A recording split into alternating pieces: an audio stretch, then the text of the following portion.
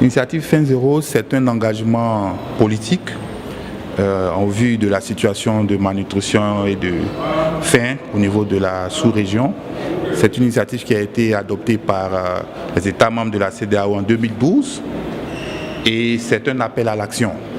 Appel à l'action qui veut que toutes les initiatives qui sont mises en œuvre au niveau de l'Afrique de l'Ouest soient plus cohérentes, synergiques, pour avoir des effets d'impact au niveau de la sous-région.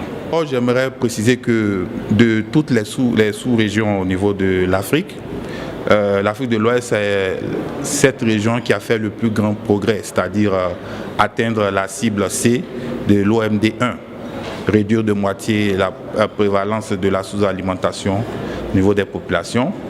Mais malgré cela, il y a encore environ 33 millions de personnes au niveau de l'Afrique de l'Ouest qui souffrent de sous-alimentation qui est communément appelée faim chronique. Au niveau de la malnutrition qui touche le plus les enfants de moins de 5 ans, on a des chiffres pour le retard de croissance. On a environ 31-32% d'enfants de moins de 5 ans qui sont atteints de retard de croissance. Le retard de croissance, c'est la forme la plus répandue avec les carences en micronutriments et c'est l'une des formes qui a des conséquences les plus irréversibles. Donc lorsqu'on parle de conséquences irréversibles, notamment sur le potentiel humain, la capacité à être productif, donc on fait bien le lien avec le développement socio-économique de nos États. Pourquoi les organisations de la société civile? Parce qu'il s'agit d'un sujet qui concerne tout le monde et tous les acteurs. Et nous pensons que les organisations de la société civile, de par leur position, ce sont des représentants du peuple.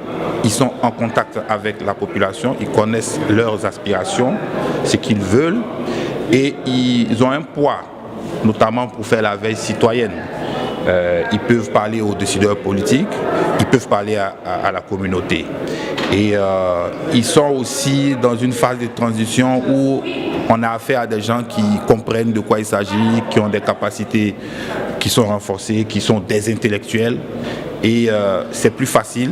Donc nous pensons que pour avoir des effets sur le long terme, il faudrait les impliquer.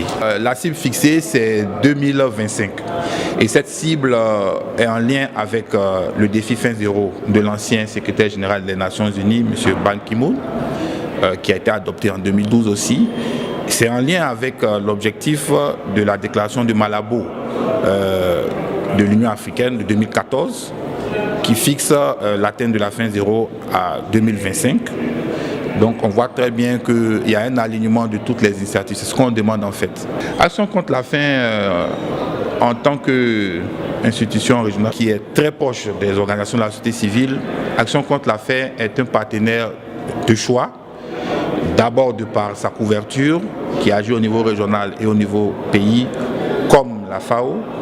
Et comme je le disais, est en contact direct avec les communautés.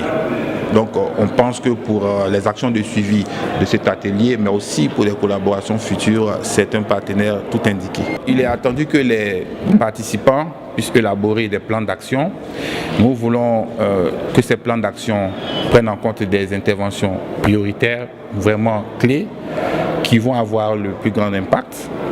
Ils seront élaborés sur le court terme, moyen terme et long terme. Et avec des échéances.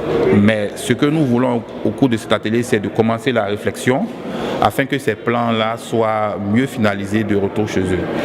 Et on va voir avec eux comment les accompagner dans ce processus. Vous savez, quand on parle du droit à l'alimentation, il faut savoir que c'est un concept qui n'est pas beaucoup vulgarisé au niveau de la sous-région, au niveau des décideurs, au niveau des acteurs publics, au niveau des acteurs non étatiques.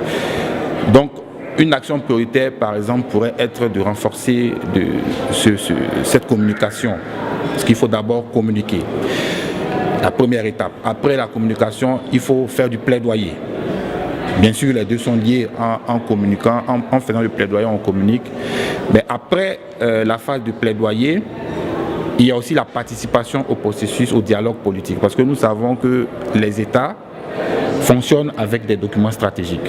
Et ces documents doivent prendre en compte les problématiques de la population, Et ce sont des documents techniques. Il faut aussi que les organisations de la société civile soient outillées pour pouvoir accompagner l'élaboration de ces documents.